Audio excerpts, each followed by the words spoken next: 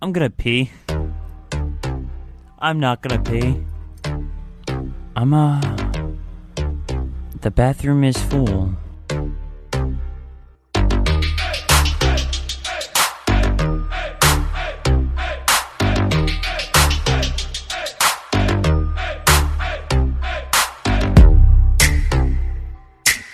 Welcome to the Forum Thread Podcast number 65. I'm your host, Darkonedrei. Feel free to tweet me at Darkonedrei on Twitter.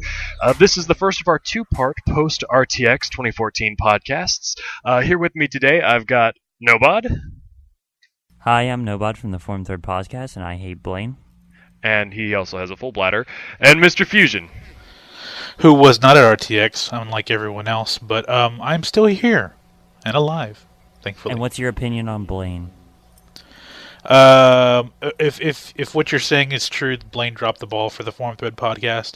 Dark, I guess we should let Nobod tell this little story because we were actually in prime position to have Forum Thread podcast promotion on the Rooster Teeth recap. But go ahead, Nobod. I saw the video, but please, tell us what happened. Well, see, as you can see on the recap, the only footage used from the RT recap room was a few things like the proposal, the intro, and when he runs through the crowd and. No, see, I thought the proposal was pretty lame. Sorry, I'm getting sidetracked. It was already, awesome. I just wanted to say this Were you though. there? Like, no, I saw it on the video, and they had T-shirts already made up where like, "Will you marry me?" And then he already had his answer. Like the whole thing was a setup. It was not a like spur of the moment. Oh, will you marry me? He said yes. Yeah, it didn't feel organic. That was the problem. It was real. It was a genuine proposal, I guess, but it was not a genuine spur of the moment thing or even a surprise. Like they both knew it was going to happen. Well, So- who are we to say that he didn't have a yes and a no shirt waiting? It's possible. He didn't have a shirt waiting. It was she brought out a second shirt and gave it to him that said "duh." Oh, so she's the one that answered the proposal for him. No, he yelled yes from across the room and handed him the shirt that said "duh." Oh, okay. I was just seeing the what I saw in the recap where it just cuts to him and he's got the "duh" shirt on. I'm like, wait a minute. If he already had the shirt that answered her question. Okay, so what I saw in the recap was actually not an accurate representation of what happened then. So potentially he didn't know that she was proposing, right? I blame Blaine again for that. Blaine, Okay. you're accountable for this bad editing. Shame on you. Yes.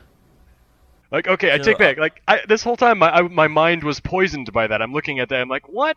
He already had the shirt. What the hell? But okay, I'm happy for them now. Like, if it was a genuine surprise, then I'm happy about that. So you guys can calm down. JJ I isn't don't faking hate a wedding happiness. for the I see what Toothless Gaming is saying over there. No, I don't hate happiness. I am happy for them. Sorry, So- go on. Continue. What happened with that was, I guess a few of the things were messed up with people reading off the things, and I guess I'm still in the background of the RT recap twice. Yeah, Once you in also appear on once the in edge intro. for a brief moment too. You can see the TFT T-shirt for like So half we a have second. there's a couple shots of you, but Yeah. from what you had told me was you actually read the intro, but Blaine gave you the wrong information, correct? Blaine gave me the wrong information and had me say I like Farthoofer in front of the entire RT recap room. Thanks, Blaine. The fact that you actually said that in front of everybody without even like having a suspicion that it was a setup, I'm a little disappointed in you actually. Well, see, you couldn't just not say it because he told you to say it. Yeah, you So- could. You're like, He I'm had to- sorry. I've got standards. There I'm was not going to say there this. was build up. There was build up, and honestly, Farthoofer is like I'm a number one fan of Farthoofer. Actually, he's kind of an inspiration of mine. Mm-hmm. Is he like your role model? Kind of. You masturbate to him in the dark, don't you? Dark, do you even know who Farthoofer is? Not a clue, but I know you masturbate to him at night. Okay, MrFusion, you know who Farthoofer is, right? Somewhat I know who of, yes, but not It's in detail. it's the street pass prank in Yeah. RT. Yeah. You have to go watch Dark. You have to go watch the old RT Life. It's from I think last year. Basically, he created a Farthoofer account and kept getting street pass connections with all of the staff at the office, and they were wondering who the hell was Fart Hoofer. Wait, who was it again? Okay, I just googled it. I see it. RT Life Fart Hoover. Yeah. Who is Fart Hoover again? I forgot who. It wasn't Blaine, was it? It better not have been Blaine, or I would have gotten extra. I forgot that in the video they tell you who it was, and plus on the podcast right before that one they found out who it was.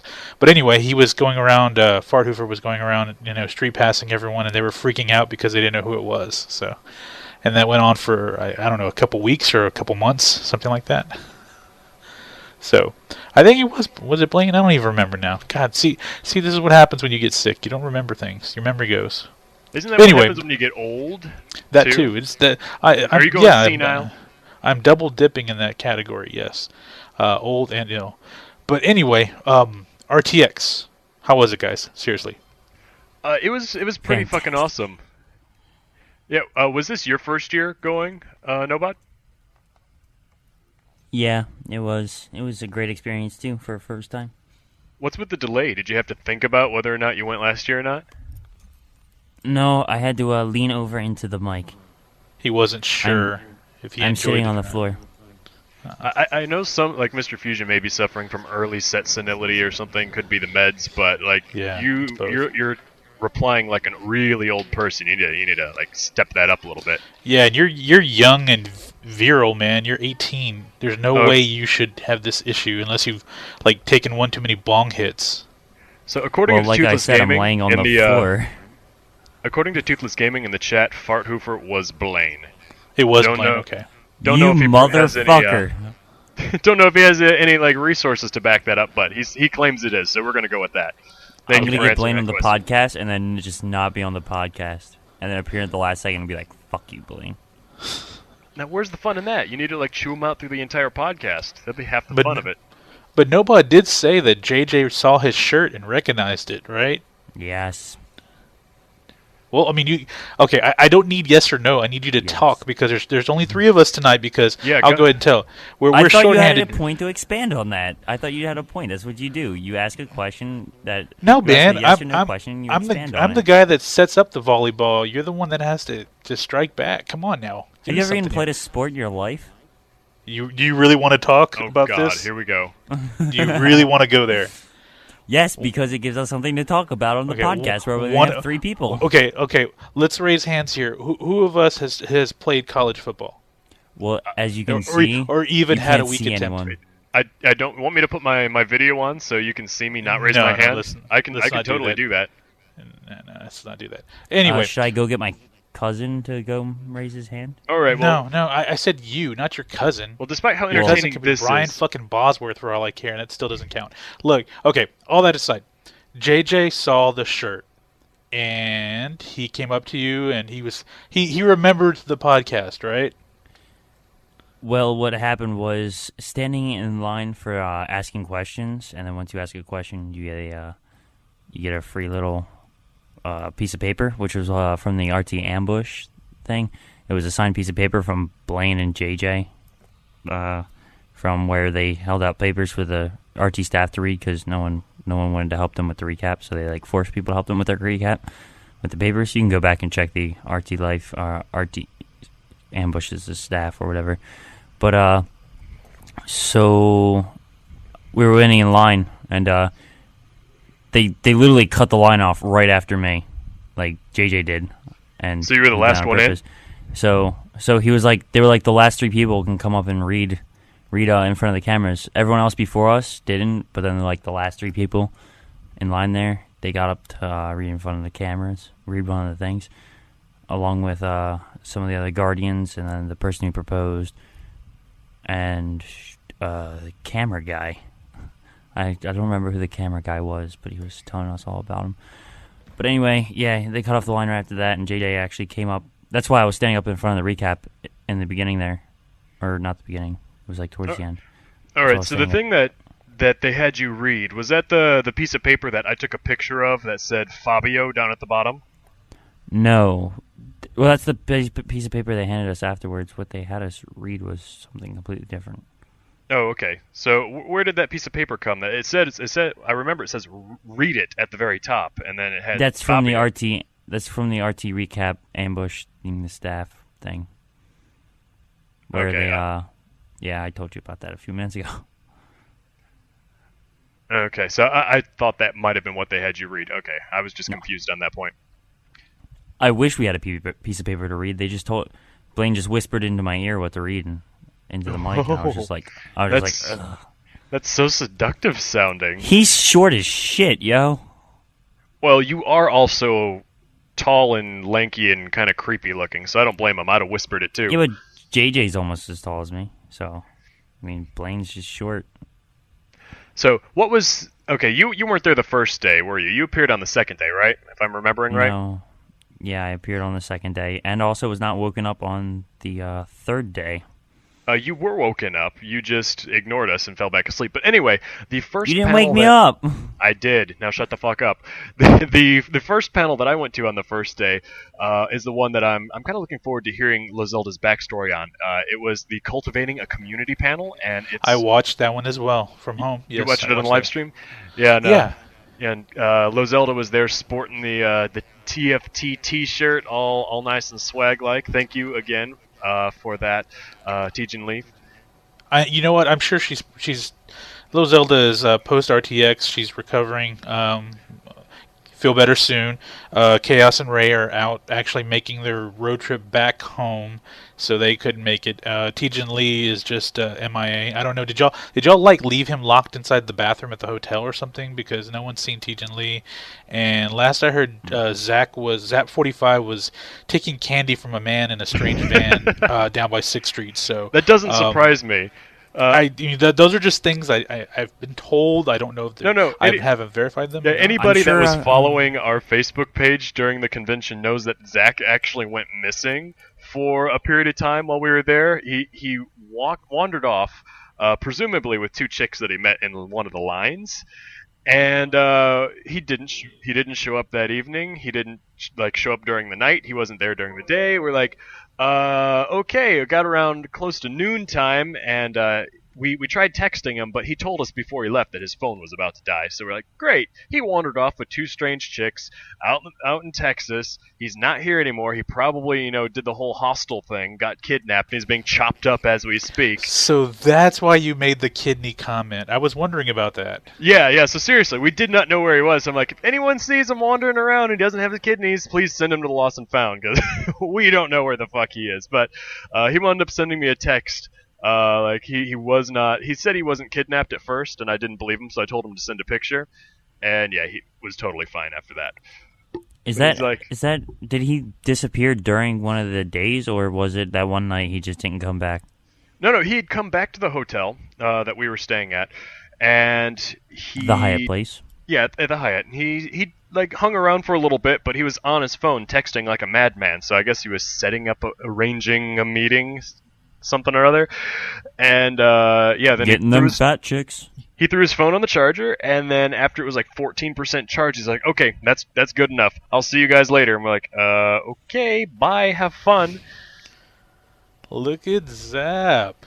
So throwing down the Mac. So him taking candy from some guy in a creepy van does not surprise me at all. He might get climbed in there and actually get kidnapped this time around. It didn't work with the girls, so we had to find another means. But anyway, yes, I did catch the Cultivating a Community panel, and knowing almost everyone on the panel, including Lo Zelda, I can tell she was her and Katie were the least nervous of everyone on the panel. Oh my god, yeah. Lo Zelda can tell a story for days. Yep. I am super impressed. She's chatty here on the podcast, but holy shit, having seen her behind the scenes and listening to her talk to just random people at the hostel that we wound up staying at, she can go and go and go, and I'm like, this is like story time with La Zelda. I will not get sick of this, ever.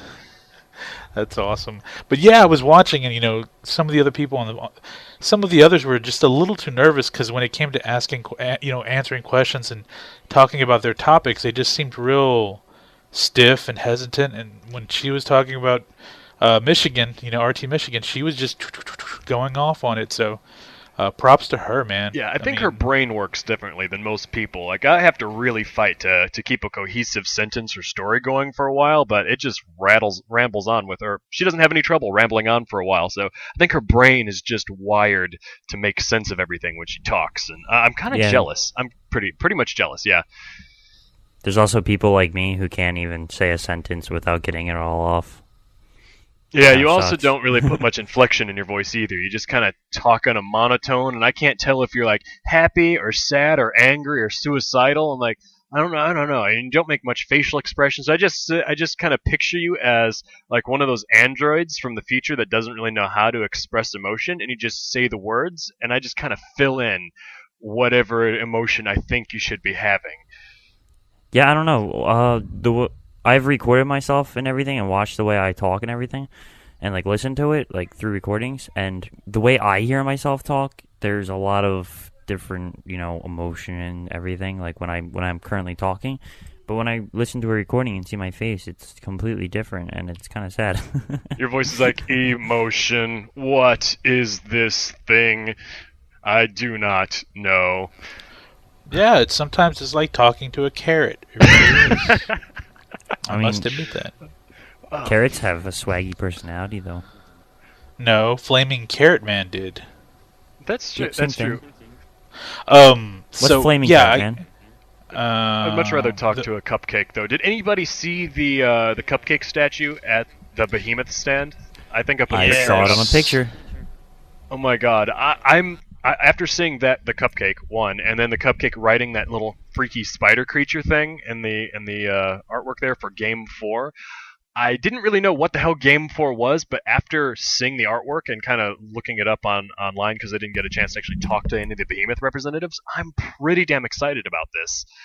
Like, pretty much everything that the Behemoth has put out has been, really good quality and a hell of a lot of fun to play, and even though I don't know much about it, and they have not said much about it. I mean, it was like E3 all over again. Like, here's some concept art. Be excited. I'm like, okay, I'm excited, but tell me about it. And they're just like, no, sorry, we're not telling you a damn thing. But I'm still excited about it. Fuckers. Well, I saw the picture, and I saw all of the pictures, and all of the food and the great places you ate and drank, and I'm over here like we almost went to Home Slice like you had recommended, but Chaos and Ray had already gone. First they said they went to Home Slice and they said they didn't like it that much, but then they clarified their story a little later and said no, they actually went to more Home Slice, which was right next to Home Slice. Yeah. What's Home Slice? To go. It's really good pizza place. Yeah. He said it was awesome pizza, and they said they weren't really that impressed with that. So I figured I wanted to ask you this actually. Now that I'm thinking about it, is More Home Slice the same as Home Slice, or owned by the same people? Two different things? Is More Home Slice? No, it's day old. It's the same. No, it's the same place. It's like a to-go place. Basically, you've walked down 6th Street before, right, Dark? Yeah. Last year and this year. Yeah. Okay, you walked down this year. Okay, well, on 6th Street there are a couple pizza stands, right? That are like late night pizza stands. Oh yeah, smelled them too. Okay. It was delicious smelling. They're kind of like More Home Slice is kind of like that. It's the to-go side of it. If you want to go grab a couple slices and don't have to sit down or wait for a table, etc., etc. The best way to get Home Slice, though, is to go, and you may have to wait sometimes, but they have a back patio where you can go and sit down and get some appetizers and grab beer and hang out until your table's ready. But it's worth going and sitting down and eating, because when they make you a pizza from scratch, it is unbelievably good. Okay, I kind of had a suspicion that that's what it was. Yeah. So I just wanted to make sure that what they tried was not actually the Home Slice experience that you were talking about. That there is you have to actually quality. Yeah, you have to sit down, grab a pitcher of local brew, and sit down and wait. And it takes 30 minutes for them to bring out the chicken parm sandwich, the meatball sub, or the slices, or the pizza you want. And they're really cool because on Twitter they'll post things like if you go and tell. And some of the servers will tell people this. They'll come up and say, "Okay, if you go hug 4 people in this restaurant, we'll give you $5 off your meal." Holy shit! They've I don't know if that's a regular thing. We were there, and that happened where when we were there, and I've been told that stuff like that happens from time to time where they do silly things like that. They'll also do that on their Twitter feed. It's kind of funny. I could totally get behind something like that. If I owned a restaurant, I would do that. Be like, okay, someone go give out 10 hugs, and you'll get a discount off of the special of the day. Go. Exactly, and they always post their special slices, like if it's like goat cheese and meatball slice, or ricotta and spinach is the slice of the day. They'll post them on Twitter every day. They'll give you the slice of the day. So, they're a really cool place. Good food. Like I said, the last time we were there, my wife and I ordered a chicken parm sandwich, and she wasn't feeling too well, so I was gonna eat the sandwich in the back, and we were just gonna go ahead and go. And while we were getting ready to leave, they said, "Oh, well, a table opened up for you if you want it." Okay, so we went inside. She grabbed a couple slices, I grabbed a couple slices, and they brought out my parm sandwich. And I had all this food, and I said, "Okay, I'm gonna eat the slices here, and I'll save the parm for later." And by this point, I had about 3/4 of a pitcher of my own of beer myself, so I was in a good way. Get back to the hotel, and I'm not kidding. 5 minutes after getting to the hotel, I said, "Fuck it, I'm eating the sub." That was a damn good chicken parm sandwich. I mean, to know me is that I love chicken parm. That's one of my favorites too. Yeah, that is my dish. Food in general. If you do a chicken parmesan anything correctly, it's like something that's come directly from the gods itself. It's so good. And you know this, if you're a parm guy too, it has to do with two things: the type of marinara or the sauce on it, and how thick the chicken fillet is. If it's too thick, it's not going to be good. It has to be just the right size. Otherwise, and if it's too thin, then it's going to dry out when it's cooking. Yep, and that's also going to be a shitty experience. Yeah, it has to be just the right amount of a fillet, and then when they batter it up, it'll cook, and it's got enough, it's not dry, and then you put a good sauce, and oh man, forget it. I can eat a parm dish, or I can eat a parm sandwich, and I'm in heaven, man. But anyway, they have a really good sandwich there. But also, I wanted to bring it up. You guys actually, because this was tweeted out, and it made me really jealous, you guys hit up Gordo's the last day you were there, right? Yes, we did. Did you not see the pictures? I saw the pictures, and Ray said that my recommendation almost put her into a sugar coma. Oh, it did. I saw it on her face. She was really excited to get it, and then she got halfway through, and I'm looking at it when she gets it, and it's like a mountain. It's like what was it called? It was all chocolatey. The blackout. The blackout. Holy shit! I was actually kind of jealous. I got the Miss Shortcake, which was amazing, but I also love chocolate. But when I was reading the description, I'm like, oh, that sounds like too much, like chocolate overload.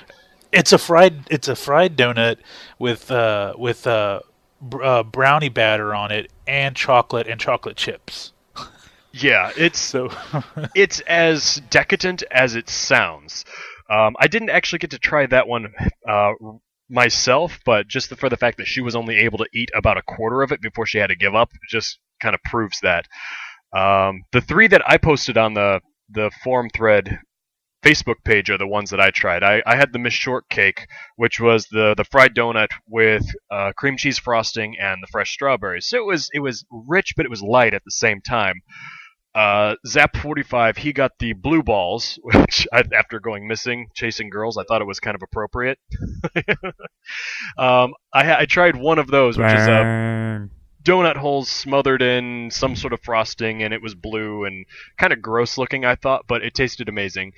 Which is appropriate, sweet. following the metaphor there. Yeah. And the one Lozelda got was my favorite of the 2 that I didn't have. Was the one with cherries in it. Cherry Bomb, which is almost identical to Zach's, but with cherry pie filling on it. And holy shit, I think that was better than the one I had. It was so the flavors were so intense, but it was so super sweet. I don't think even I would have been able to finish that one. She got 3/4 of the way through, and after that she kind of leaned back and started moaning, and then even there, after we're sitting there watching, she just continues to stick her finger into the juices there, even though she's not eating anymore. Are we talking about food or porn now?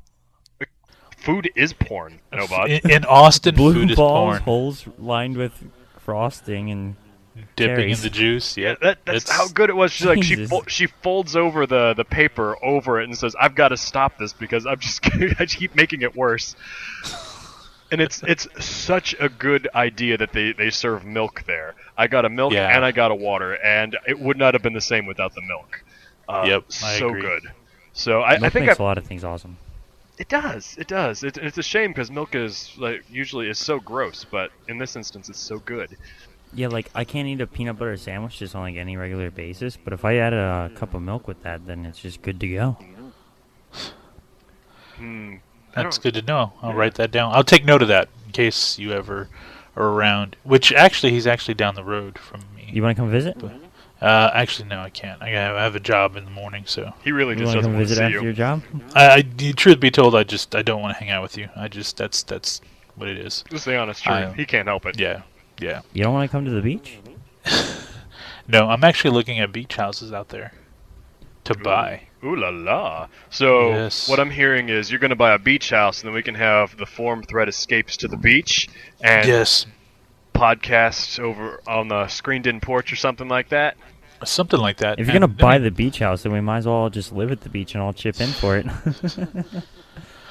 It's a big house, yeah. People don't live at beach houses. That's not how beach houses work. No, you they're a can. weekend getaway. But you can. That's the thing. Well, you do when you retire. That's the thing. Yeah, because usually there's no source of income anywhere near the beach, so you can't live at one because there's nowhere That's to work right. nearby. You guys don't make money online like I do. You don't make that much money online either, so shut up. Yes, we're not into selling our bodies online. Someone's got to do it. It's just been someone has to do released. it. Now Okay, everyone panel. knows. Quick question. Panels. What panels did you both catch? After the one that I went to with Lozelda, I wound up going to an afternoon with John and Pat, and that was actually pretty fucking entertaining. I didn't know what to expect from it because as you guys obviously know listening to this before, I'm not that familiar with the newer cast and crew of RTX. So watching the creative team just kind of explain what they do, how they go about like designing the shirts and designing the different productions for the shorts and things at RTX or for Rooster Teeth. I was pretty captivated, and just hear them explain how they wound up, how they got started working for Rooster Teeth, and they both have like completely different origin stories. One of them is kind of like, yeah, we did it the right way, and I think was it Pat? I'm trying to remember now. I think he was the one that started doing fan art and was making money off of it, and they pretty much told him cease and desist. And Wait, that's what panel are you talking about? the afternoon with John and Pat. Oh, is that on the 4th? That was on the first day. Yeah, that was the 4th. Yeah, 4th. So that's actually how he got noticed by them. They saw his artwork, saw he was making money off of him, like, please stop making money off of our shit. And like somehow or other he managed to get them to interview him. I don't remember exactly, but that's how he wound up getting in there. He later did the quick draw thing on the second or third day, which is also pretty good. But I think that was the only two panels that I went to on the first day. Let me just double check here real quick. Well, yeah, because I wanted to go to the Master this- Pancake Theater last, and they moved that to another day. Yeah. On the second Because if day, you haven't heard, the first day actually, and it was, of course, we all know the reason why, but someone pulled the fire alarm at the end of the day, and the building had to be evacuated, and the night events had to be canceled. But Well, we're not sure of the actual cause. But sorry, Nobot. It sounded like you were trying to maybe say something. Were you? I was just going to say on the second day we spent the day together, so... Yeah. So we had a very similar experience on the second day there. But yeah, what you're saying, Mr. Fusion, was what I thought had happened. Some pissed off person tried to get in line for the Cards Against Humanity panel, and then they got cut out, so they couldn't do it, and so they had a tantrum and pulled the fire alarm. But the truth is, there was lots of stories circulating after everyone had to evacuate the building. Someone found a quote-unquote suspicious-looking package or something like that, but it was just one of the regular boxes that everyone moves their stuff in. There was actually nothing there, but that's why people thought they saw the bomb squad. It was a false alarm, but no one really knows why the alarm went off. It might have been just a technical malfunction. But to everyone's credit, we evacuated that convention center like a fucking boss. Like, no one's trampled anybody. Like, the Guardians went out there and they were like directing traffic, if just try and make everything move a little bit faster. 30,000 people Gus only pouring out killed of 3 it. people on the way out. Yeah. Now, he did genuinely look pissed. He was staying at the same hotel as us, and when I got back to the hotel lobby, I saw Gus and his entourage come in, and like he had like the look of death all over his face. I'm like, ooh, he's not having a good day. I remember you said that, and a few people that were at the same hotel said, we just saw Gus, and he's really pissed about this. Yeah, completely the opposite of Bernie's reaction after Bernie tweeted the picture of shit's on fire, yo. Excuse me. So making light of the situation. I'm like, well, I'm glad Bernie's having a good time because Gus is pissed the fuck off. Well, Bernie did mention on the podcast on Sunday, which was re-aired yesterday, that it was someone had pulled the alarm at the end of the day. So that's what he. Okay. That's what Bernie said. But of course, he could be just taking what he had heard last. One of the rumors he heard. And the most irritating thing was, like, earlier that day, I think I posted a picture of this game that we test played, Capsule Force, which is a 4-player. Two versus two team thing, where you pretty much have to capture the capsule at either end of the this long corridor like arena. But it's a side scroller. It's a 2D side scroller type thing, which is a hell of a lot of fun would be a hell of a lot of fun for a party game. So we just tested that, and we saw this other really cool game that we wanted to play. And for the love of it, I cannot remember what it was called. But we literally got to talk a little bit with the designers, and they're like, "Here, we don't want to really explain it to you. Just sit down and play it." And we're like, okay, cool. And that's when the alarm was pulled, and like we were lined up. We had the game started, controller in hand. We had the controls explained to us. We're like, all right, let's go, and then evacuate. You guys need to get out of here. We're like, God damn it! We're just about to bet. The game looked hella fun too. I wish I could remember what the fuck it was called. I genuinely can't remember now. And we can confirm that there was no airplane crashing into the convention center. No, there was not. Well, you know what, though? I heard the Guardians did an awesome job getting everybody out. Yeah, I just said that like a little while ago. Sorry. Rumor travels fast, doesn't it? Yes, it does.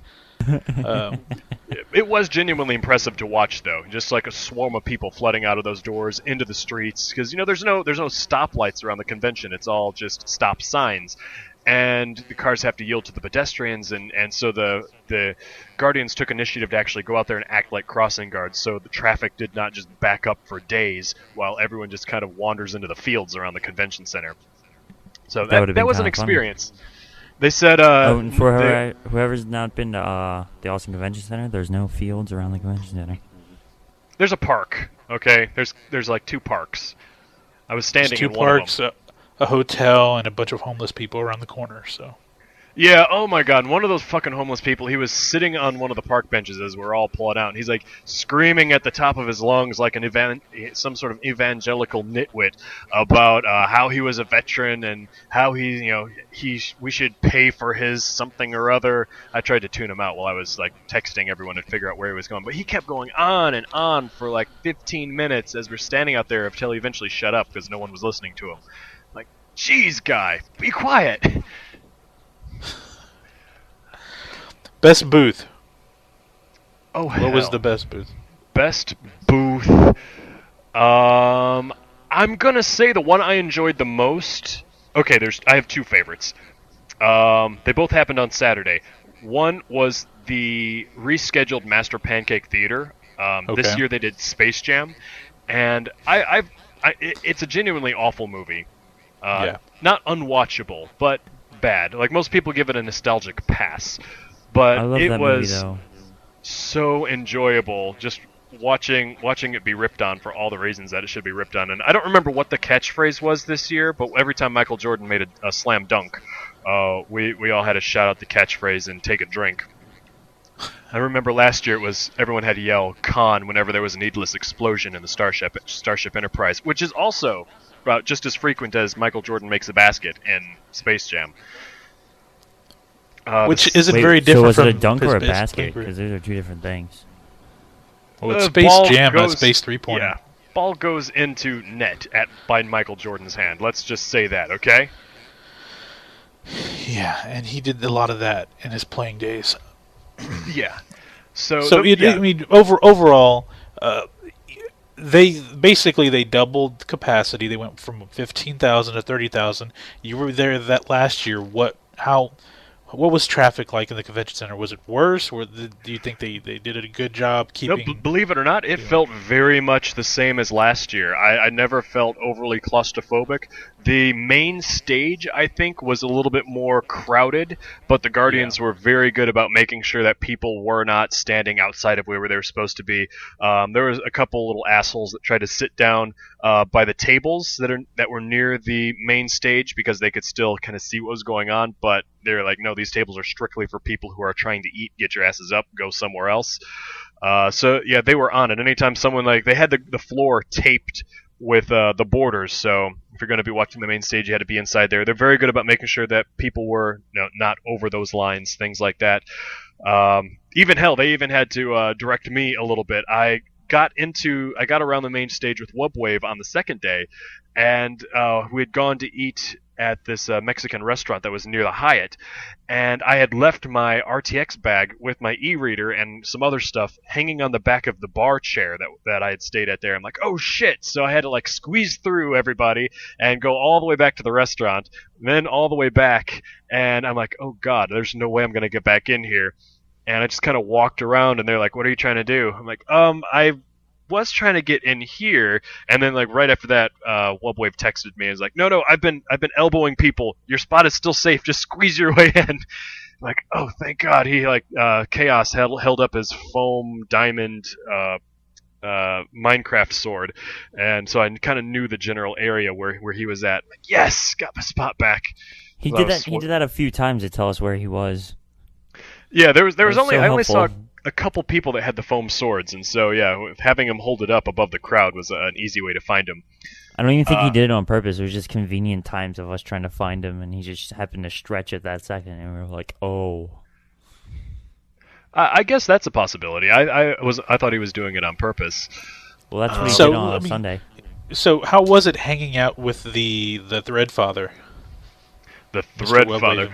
Oh, okay. I've got to tell you, the first time that I saw Wubwave, he was walking up and he had a bunch of clothing and a big bag and everything. A bunch of clothes piled on top of the bag, slung over his shoulder, wearing this yellow shirt. And he was coming at us with a purpose, but kind of shy at the same time. So I'm looking over. I'm like, is that Wubwave? His face did not look the same as in his pictures on his profile. There was a lack of hat. And he didn't have his hat on. Yeah. I'm like, I'm pretty sure that's Wubwave. I'm pretty sure. And so I'm watching him as he's getting closer, and then he opens his mouth, and I'm like, oh, yes, that's Wubwave. I'm like, what happened to your hat? I did not recognize you without your goddamn hat.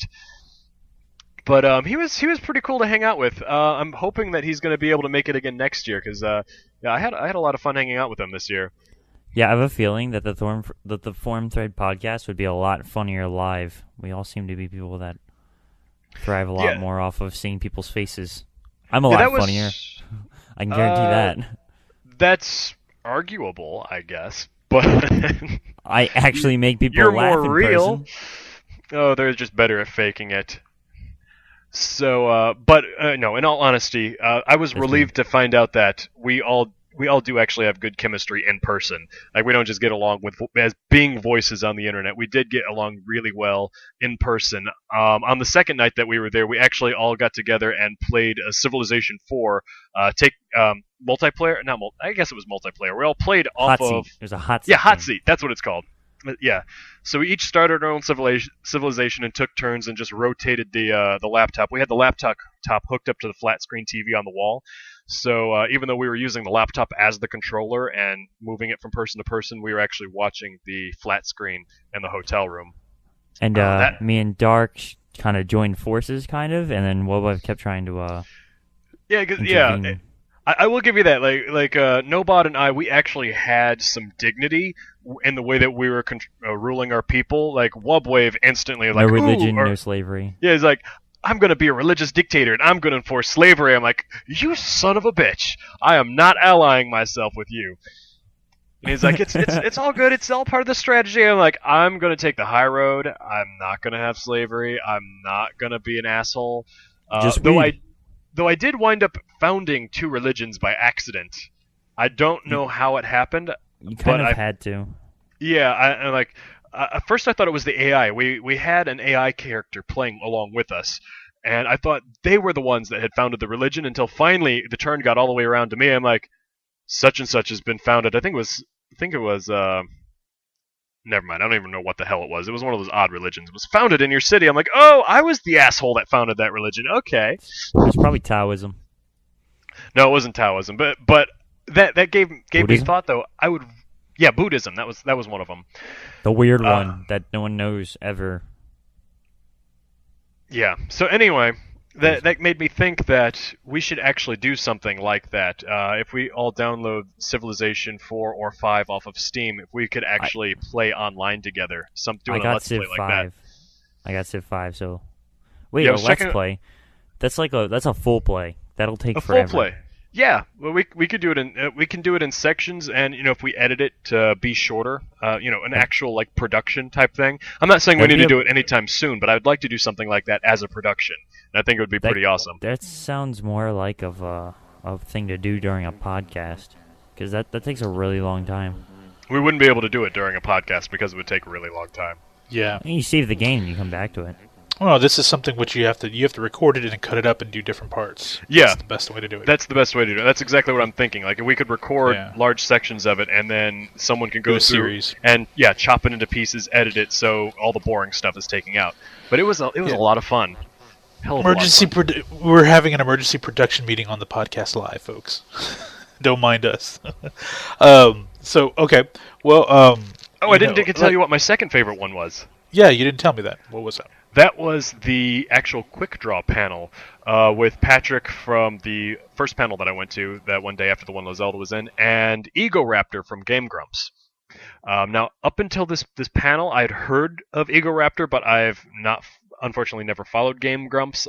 After this, I have actually started following them on YouTube, and I'm going to try and watch more of their shit. That's because Wave showed you some stuff. Yeah, he did. And just like Ego Raptor's personality on stage was just so funny. So Patrick, he's a lot better with JonTron. I haven't watched anything with him and JonTron yet, so I'll have to look that up later. We watched Goof Troop. No, I think I took a shower when that was happening. I remember coming out and the Goof Troop thing was going on. I just remember I missed most of that episode that we were watching there. But anyway, in this particular panel, Patrick was sitting there. He took the request from Ego Raptor.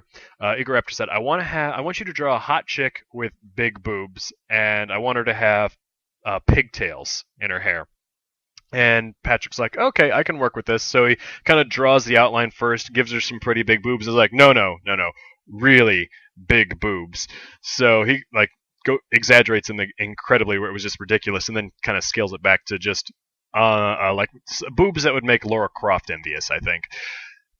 And so he's sketching away, and Ego Raptor is taking the lazy way out. Instead of having people line up to ask questions, he's having them hold up unique items so that he can just call out the items that he's seeing, and then people will answer questions based on whatever item they're holding up.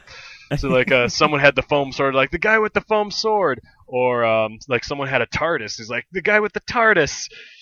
And so I don't remember most of the questions. They were kind of irrelevant, but they always had a great sense of humor while answering them. So the final picture actually was Ego Raptor's face, complete with the beard and some stubble, like where the mustache was, on this body with big boobs, pigtail, and some sort of futury orange dress thing.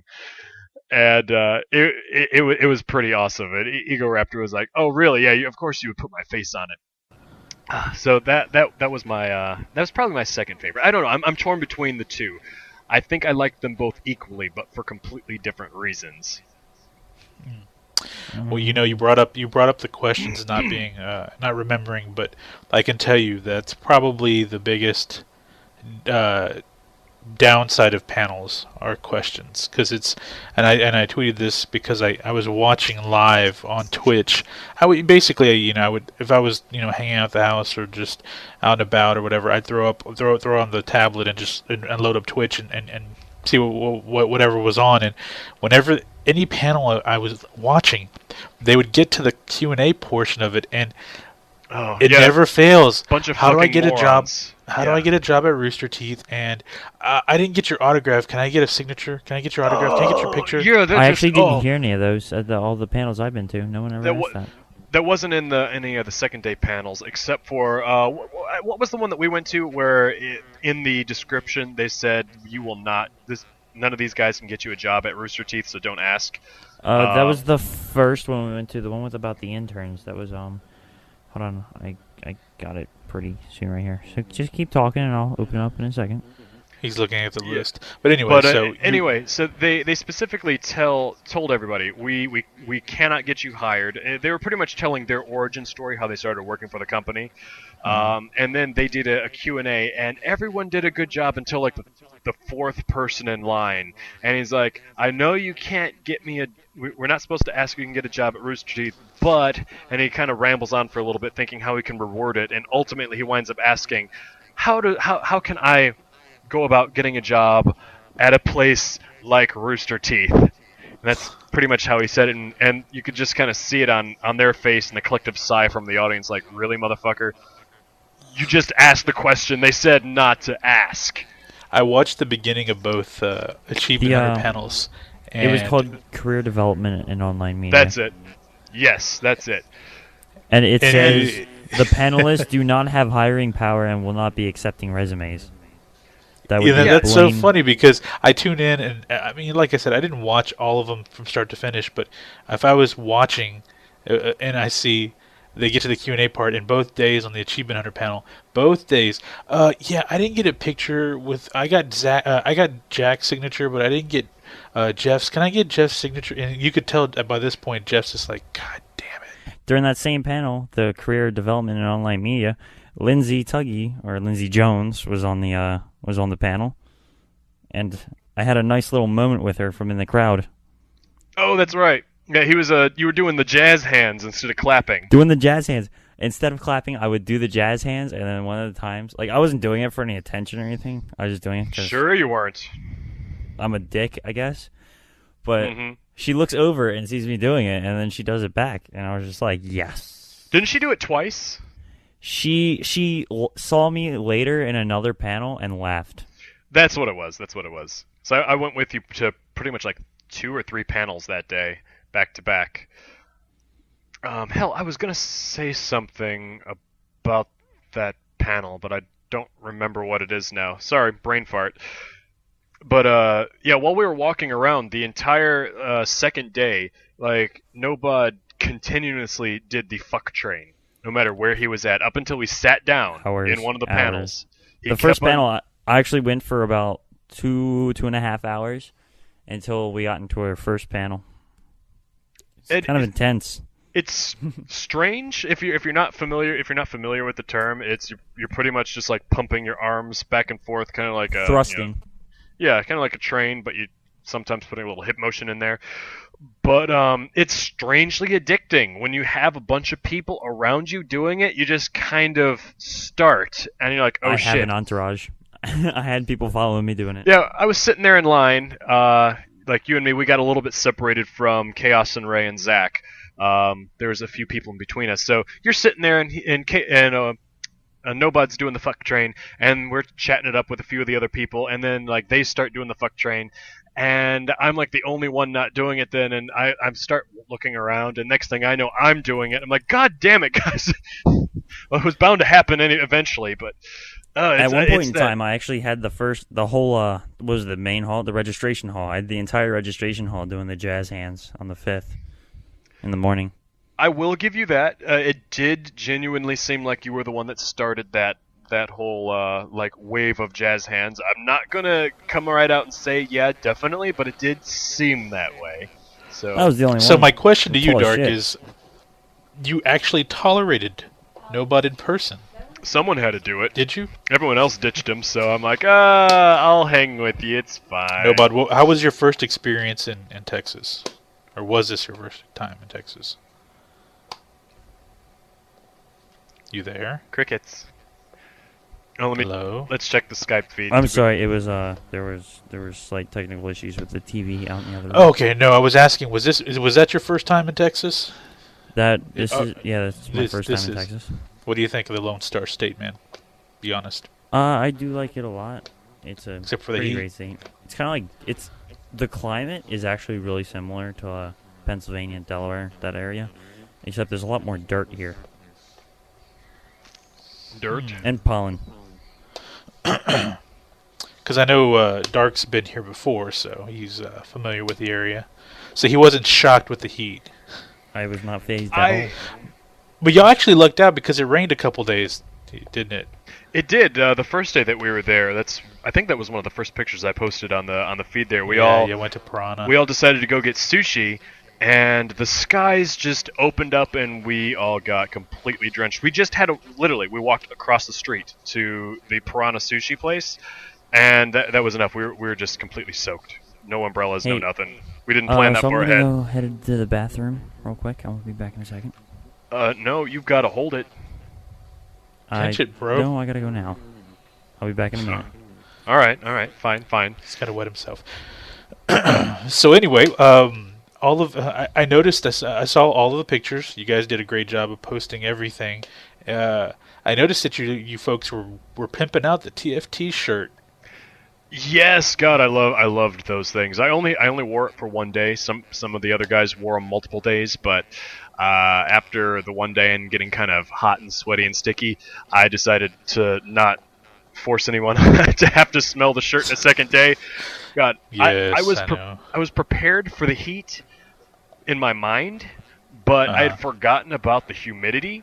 So here in North Carolina, like the humidity, it's there and it's a slight annoyance, but it's not like it is in Texas, where I was checking out my phone's thermostat with the Weather Channel, and even though it was only like 97 degrees with the humidity, it says the real feels like it's 107 degrees outside. I'm like, God damn it, why?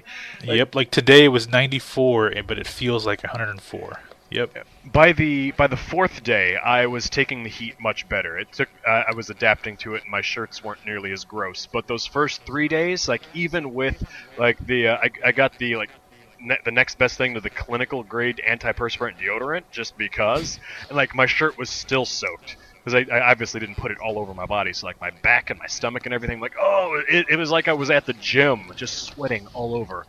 And what's funny is that it's still not as humid as it is here in Houston. It's much worse here. Oh, I know, yeah. Last year when Ken and we went to Houston, that was by far the worst. And when it's pretty brutal. Yeah, like after being in Houston and then going to Austin, like Austin felt cool compared to Houston, just because. Well, and that's the thing, like here, when you wake up in the morning, in the summertime when it's really hot, at the peak of summer, it's usually around like 80 degrees, 79, 80 degrees. And it's so bad because it's so humid in the morning still, you never really have a chance. Well, we used to take weekend trips quite a bit to Austin, San Antonio, and like once a month we'd go somewhere just to get out of the house for the weekend. Which is like, I make a comment about buying a beach house, but we're also talking about buying an RV and just driving to San Antonio and Austin and staying at RV parks. And we brought that up. It's like, either do we do that? Why buy a second property in another city like Austin when I'm only there, once a month, when I can buy an RV and I can go either to Austin, to New Orleans, to Pensacola, and we can stay at RV parks, and it's a lot cheaper than buying a condo in one place. So we've been talking about that. But that aside, I try to get my wife to understand. I'm like, yes, it's hot over there, and it's a little hotter in Austin than it is in Houston in the summertime. But in the morning, it's not as humid, so it's more tolerable when it's 80-something, 81, 82, 83 in the morning, and you could take the dogs to the park and not be drenched in sweat. And so we stayed there. The first time she stayed there for an extended period on the weekend on a holiday, we would get up in the morning to take the dogs to the dog park, and she was like, "Yeah, you're right. It's not as bad in the morning as it gets freaking hot." but it's not as bad. But usually there's also a breeze in the city, so unless you hit those magic hours between like 2 o'clock in the afternoon and probably around 11 o'clock in the morning, so 11 o'clock to about 2 o'clock, where the sun is like shining down between the buildings, usually you're like in the shadows of the skyscrapers with a breeze, so even though it's still hot as balls, it's tolerable because you don't have the sun shining directly on you and you've got some breeze blowing. So I do really like that. And then once you venture out into the sunlight, well, you're screwed. But just stay hidden in the shadows of the different buildings there, and you'll be okay. Well, the heat of Austin. The heat of Austin, yeah. Actually, the day I left, I ended up missing my bus and actually had to take my original bus at 7.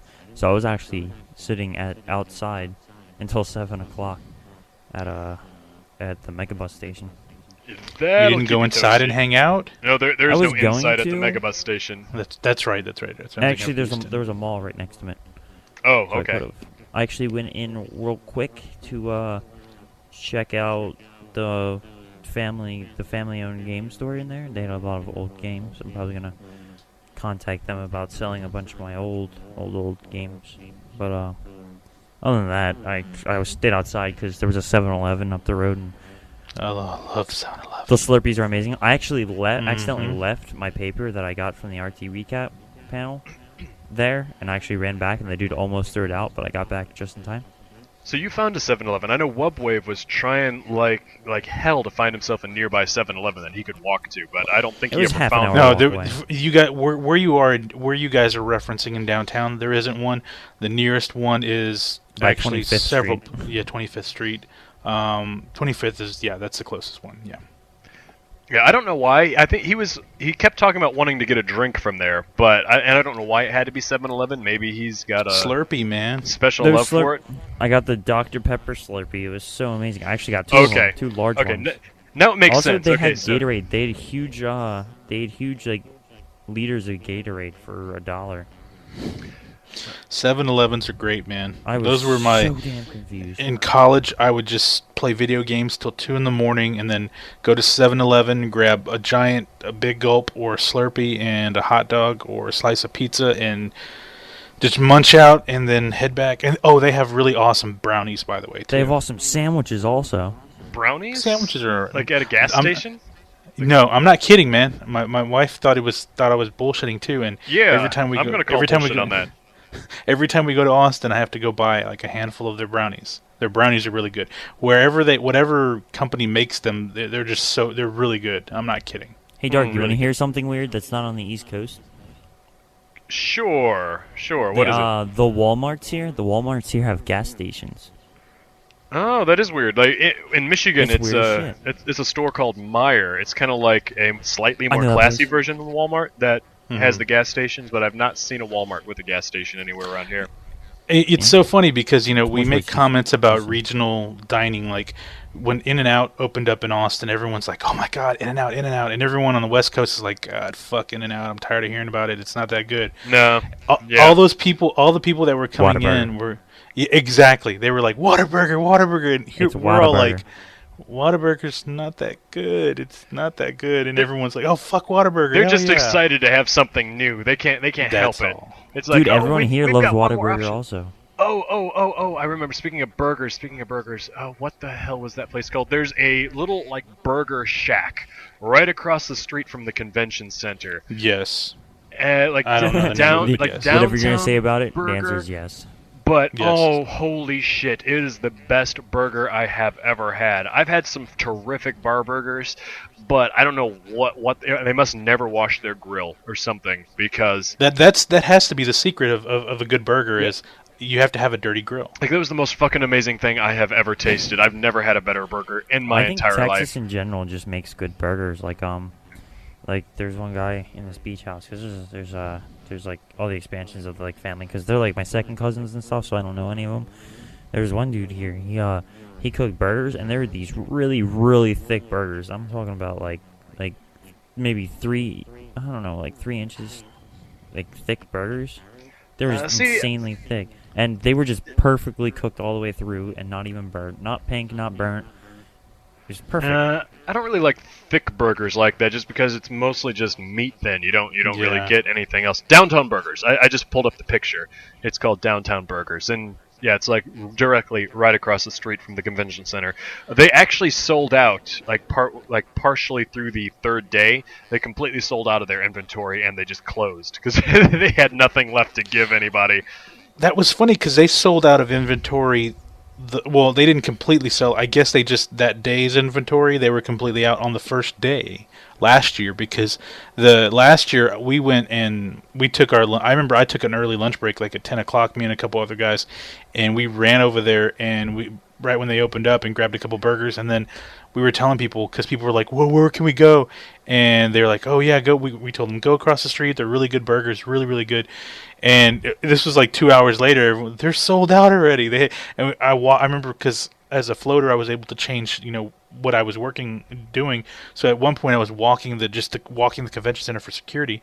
I remember looking across the street and just seeing this massive congregation of people in front of that burger shack. Yeah, it's like a mob. I bet they were. I was like, you know what? I bet they are so freaked out, but so happy, because everyone is over there. Everyone. Yeah. See, and I was hoping that they were just going to be sold out the one day, because I was going to go get another burger there. That's how much I liked it. I don't eat much meat, but holy shit, I was going to go get another one there.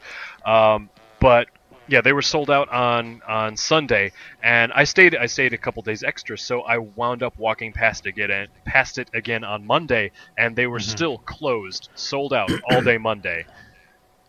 So wow. Like they had a sign saying they were out of food? Really? Yeah, they had a little sign out front. It said, right underneath the window, sold out. Wow. You knew they had to go and buy that one.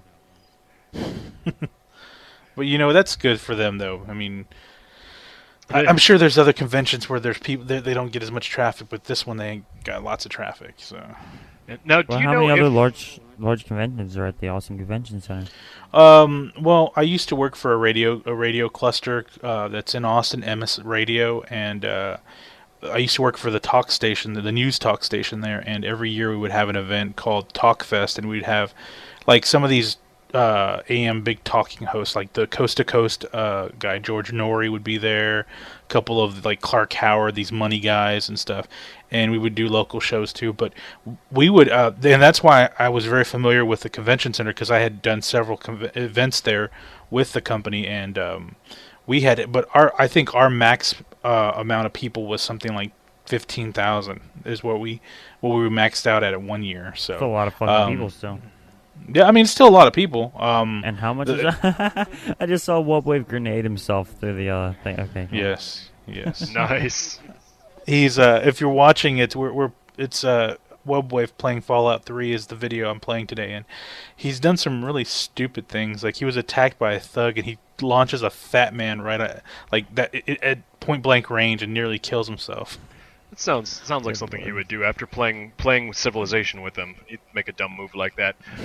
I do have a question. Since you said that you were watching the live streams, did they stream the toasted costume contest? I do not know. I didn't watch everything, so I didn't. I don't know. From what my understanding is, if it was in a panel room, if that was in a panel room, I didn't watch that one, but if it was in a panel room, it was being recorded on Twitch, broadcast on Twitch. So. I got particularly excited about the double toasted costume contest. For some of you may know that I was a big fan of the Spill.com website. A couple of years ago, before it closed down, they did all sorts of really funny movie reviews, had some like cartoon gag videos and all that. It was just, for me, I thought it was a lot of fun to listen to, and I would sometimes listen to their full little like podcast like movie reviews that would last about an hour to 2 hours. So I'd just like be playing Minecraft listening to it. And then they got shut down. They got I guess the website canceled them. Yep. So I don't remember what his name is. It wasn't Corey. It was one of the other guys. But anyway, they wound up starting a crowdfunding program, and actually raised enough money to start Double Toasted, which is pretty similar to what they were doing before, like more of the same thing. So just the fact that they were hosting again, or he was hosting again, along with his new co-host from Double Toasted. I don't remember what the guy's name is. I'm terrible at remembering names. So basically, it was the Spill.com guys. Yes, it was one of the Spill.com guys. Okay. I want to say it's Corey, but I think that's wrong. So one of the black guys. If that narrows it down any, there's only one white guy. That's one Mark Henry. No, that's a wrestler. Hold on. Let me look at the schedule here and see if I can't figure out what it is. But I went to the costume contest last year, and that was one of my favorite parts, just because you get to see like all the cosplayers all in one spot. Well, maybe not all of them, but most of them. They had a special section. Ones. Yeah, they had a special section just for Halo-inspired stuff. And then they had, like, best male costume, best female costume. And there were so many Ruby costumes. And, Ruby's only, 2 years old at this point in time. So they had no idea that it was going to be as popular as it was. And they're like, shit, we're going to have a fourth category next year just for the Ruby cosplays. They're not going to want it next year. They already did. Just kidding. There's going to be a different character. It's perfect. Yeah, and I gotta say, the one of the costumes, I don't know, she didn't win. The person that won totally deserved to win for the female costume contest. She was the witch from Left 4 Dead. The one with the gray skin and long gray hair and the fingernail, the really really really long spiky finger/fingernails. Oh yeah, she freaked you out in the hallway, and I was just grab me a shotty. She was creepy as hell. Crown that bitch. and she sold the performance so well. Everyone pretty much had to line up on stage, and they had to walk across the front over to the hosts. And even at that point in time, she was hunched over and had her hands covering her face like the witch does in the game, and hobbled over there real slow like. And I'm gonna keep calling him Corey. I don't know if that's his name, but he walks over he starts walking towards her like, hell, you're going so slow. I'm gonna come over there and meet you. And everybody in the crowd scream, no, don't go over there, because she's gonna attack him. So she stayed in character up until he asked what her name was and the character that she was performing as. And my name's Tom. Her name was not Tom. It was not even Tammy. And then she had to do a little skit, which was pretty much her screaming at the audience as if she was crazy, the crazy witch lady. So she actually won first place for best female costume, and I thought it was amazing. But a close second was this little girl who was dressed up as Mad King Henry, I think is what the name was. And she stayed in character throughout the whole thing. She had this crown on and just had this bad attitude and dropped the F-bomb 6 different times, and the audience was just cheering like a mad person for her. Whoever her parents were, I'm glad they're okay with their little girl swearing like a sailor. Wait, how old was it? She had, judging by the way she looked, I would say she was probably somewhere between 9 and 13. It's kind of hard to tell because girls mature faster than boys. Please don't tell me they just gave her. There was a close second because of her age and not because she was actually good. No, it was not that at all. She sold the character. The entire time she walked up, she had the swagger. When she talked to them, even when she was introducing herself, she was still in character. And then are you still in character now? And then she broke the character and no, I'm not in character. And then immediately brought it back up and yelled profanities at the audience that the Mad King, I want to say Henry, whatever the Mad King is, and there was Ryan maybe. I didn't catch the reference. It was familiar, but I didn't actually catch the reference. There was one other cosplayer who actually did it on the male side. He didn't come anywhere close to winning, but he did the same costume, but for the male side. I don't remember who won best male contest, but yeah, I was kind of surprised you didn't want to go because there were not. I know you said you didn't want to go because you didn't want to see a lot of girls in skimpy outfits parading around up on stage, but there really weren't very many chicks dressed in skimpy costumes parading around on stage. Most everyone worked really hard on their costume, and none of them were none of them were overly sexualized. The witch was actually the one that was showing the most skin, just because that's what her character wears, just ragged clothes that barely cover anything. Yeah, but good luck sensualizing that. I'm sure somewhere on the internet there is some porn with the witch. I'm not gonna even attempt to Google it. Not even gonna look, but I'm sure it exists somewhere. Okay. Linked up. Speaking of, you mentioned this real quick, and I have to bring this up. You said cosplayers in skimpy outfits, which we know would terrify nobody. But Not terrified. did you see? Did you see that both Megan and Ashley were dressed as X-Ray and Vav? Yes. Okay. Yes, they were part of the costume contest, actually. Apparently, because Megan was dressed as Vav, of course. Apparently, she was told by a parent that her outfit was inappropriate. Wait, what's inappropriate? Bullshit. What was her outfit? Her outfit was inappropriate, and I was like, and everyone was like, really? You really don't know? You really haven't seen convention cosplay. I mean, you haven't seen it, and it's very tame. RTX is very tame compared to the other conventions. Like, yeah, I was at Comic Palooza this year, and there was some very scandalous outfits, to say the least. It's like pretty much a thong and a little strip of tape, colored tape over the tits, and that's the outfit. And they have a big sword as a prop, and that's how you're supposed to tell what the character is. Yeah, San Diego Comic-Con. Oh boy! I mean, seriously, you're in for a treat when you go there. So. I don't want to go to Comic-Con now.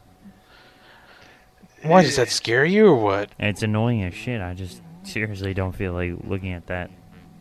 Now, you don't feel like looking at that. I do agree with Nobod to a certain extent that if someone goes through the trouble of over-sexualizing a character, then they're no longer cosplaying. They're just like doing a slutty Halloween costume. What if the pre-existing, like the original costume itself was? Now that's different. That just then don't be it. Let's like Power Girl. Yeah, then her be costume someone else. it's cleavage based. So if a girl has a lot of cleavage, that's the costume to begin with. So you're okay. You're okay with that. That's true to the character. If the character say if someone did a cosplay of Ivy from Soul Calibur, and the whole like leather and dominatrix and belts and everything, like that's what the character would wear, and that's being true to the character. The character's already like sexualized, so that's what the character is. But if someone dresses up like Zelda or Princess Peach, and they sexualize those characters like that, they're no longer cosplaying the character. They're turning it into a slutty Halloween outfit. So there is a difference there, I think. And I agree with that. That sentiment I agree with. If it's Psylocke from the X-Men, and she wears a thong on her, and that's what her costume is. If you're gonna do that, if you're brave enough to do that, first off, more power to you. But if it's like a character that's supposed to be wearing a robe and she's half naked, you're like no. Yeah, it's like you're just screaming. You're trying too hard. Yeah, you're just screaming for look at my body type thing. Yeah. You're not even actually cosplaying. But the Vav and X-Ray costumes aren't scandalous anyway. No, they weren't. They weren't. And apparently someone didn't like the fact that they were showing either too much flesh or had outfits that were too tight. So I found that kind of funny. Three like completely ridiculous outfits that were kind of overly scandalous for me. If you're looking to see overly scandalous outfits and be offended by them, then that's what you're going to see. So I'm not even going to justify that with a proper remark because I wasn't looking for them. I just saw them. If I was looking, I could probably find more. Sure, whatever. As far as like outfits that I think could be considered inappropriate, I suppose, but in no way, shape, or form were. I really loved the outfit. It was the Cortana outfit, which is pretty much like Raven from the X-Men, like skin tight suit with just the texture painted on. So she's pretty much walking around virtually naked. Like nothing was left to the imagination. But that's exactly how Cortana was. And I was fine with that. And I'm told that she was, her face awesome. Isn't nearly as pretty as the actual Cortana, but like, damn, she had the body was very similar to Cortana in the fourth game, and she just rocked it. She's not fat. I would say she's attractively curvy. She did not have no stomach pudge or anything. She had some. That's very an nice optimistic curves. answer. Hey, it takes a lot of guts literally, to wear that costume. Hell yeah! So I was super impressed. I was also able to get some good pictures with some of the Spartan cosplayers. There was actually a family that I got pictures with. One was the meta, one was a grunt, and the other was, I don't remember if he was a particular character. He was just a variation of the Spartan armor, I think. Who was that person I went up behind and started fuck training? I don't know. I didn't actually get to. I didn't get to talk to that guy, but I did post that picture. I didn't know what the game was from. I didn't even know what it was. I just went up behind him and just started. Yeah, I know that was right in front of one of the guards from the Resident Evil, one of the Umbrella guards from Resident Evil game. But the Spartans that I talked to were the two Spartans, or the Spartan, the Meta, and the Grunt that I talked to were actually a family, and they said they spent 4 months each on their costumes, and they were made out of a lightweight cardboard. It felt, I got to feel it. It felt kind of like the cardboard that egg crates are made out of. And the Grunt was actually their kid. that's why it was so short compared to the other two. And I thought, oh my god, that's absolutely genius. And they kept on doing these little role plays over there in the corner, where like they'd shoot their gun at the Grunt, and then it would fall over on its back, just really getting into the spirit of things. And I think that's probably one of my favorite parts of actually RTX, going to these shooting your children. Of going to RTX, because you get to see like people not only dressed up, but some of them are actually playing the part and doing little skits like that, and it just really adds to the ambience and really makes you feel like you're part of something unique. It's something you would not see anywhere else except at a convention like this. Sorry, I have to be the bearer of bad news, but we have gone on for a while, and I had to actually restart the Fallout video because we've talked through it already. Oh shit! Oh yeah, it is like 20 after, so it is time to wrap this shit up. And believe me, we're definitely going to be talking about RTX again next week, because more regulars are going to be on the panel on the podcast, so they're all going to share their experiences too. So yeah. So with that, well, since Tejan Lee's not here, do you wanna do the closing stick? Sure. Email us at theforumthread@yahoo.com. You can find us on Twitter at /theforumthread, Facebook, the forum thread, so send us a like, and SoundCloud, we're the forum thread. That's where we post the podcast. You can listen. Normally you can download and listen to the podcast towards the end of the week. Also, I'm trying to think of a few other things here.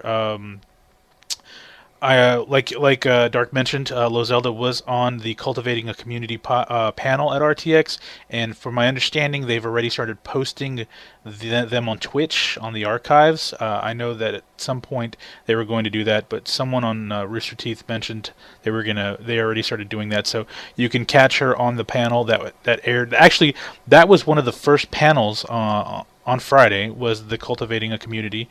She did a wonderful job. Let's see, shout out to JJ. I know he actually is a fan of the podcast, so and according to Lozelda, he better get his ass back on. So if you better happen to be listening, get back on here, JJ. You've been warned by Lozelda to get back on the podcast. Not yet got back to me. Caleb got back to me. He will be trying to sometime soon, but JJ has yeah, not. I didn't really want to beg a bunch of these guys, because I know they're completely exhausted, because it's gotta leading let them up rest. to its grind. God. Yeah. Well, not only that, but they have to. Some of them have to fly off to Australia, and then Comic-Con's in a couple weeks. Yeah, it's not like craziness. It's not like they get to. I know there are tougher jobs to have in this world, but it's not like they're not continually busy. So, well, they're anyway, constantly also being hounded for people to come do this, be on my podcast. So yeah, they got to catch a break now and then. Exactly. But, and so there you go. That's where you can find us on all social media. Actually, good night, granted, everybody. I talked